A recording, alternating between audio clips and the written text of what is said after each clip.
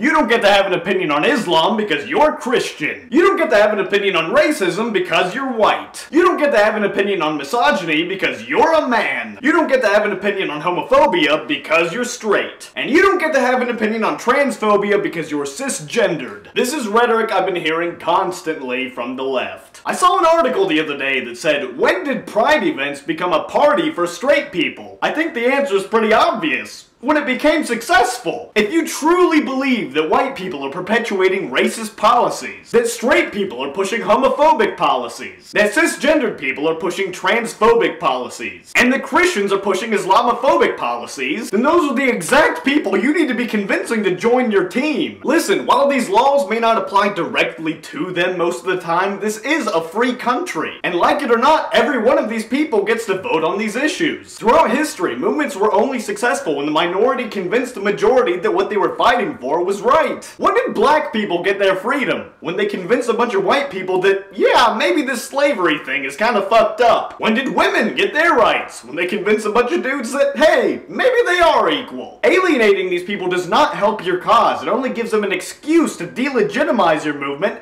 by saying you don't support free speech or open discussion and therefore must have ulterior motives. Listen guys, not all black people agree on what's racist, and not all women agree on what's misogynist. I'm sure if I were to ask Milo Yiannopoulos what he thinks is homophobic, he's gonna give a very different answer than a lot of other gay people. And yeah, it does offend me when I'm told I can't participate in these discussions, because this is my country too, and so when my peers are mistreated through bigoted policies because you push so many people away from our cause, yeah, it fucking bothers me. My good friends are directly affected by these laws, and I want to be able to voice my opinion that they deserve equality. Using the same tactics that you despise of the oppressors is not the answer. When the liberals of the past pushed for progressiveness, they didn't mean to progress into an elitist bullying cult. And the funny thing is, it's not usually gay people saying that I can't have an opinion on homophobia, or black people saying that I can't have an opinion on racism. It's usually white liberals. The same ones that spend too much time inside on Tumblr creating their own versions of the dictionary. If you can't properly explain why your position is good and true to the average American, it's either because you don't really understand your points as well as you pretend you do, or you just don't really care and seeing a genuine change. And in either case, you need to get off your high horse. You'll never defeat bigotry with more bigotry. It just doesn't work that way. Farewell.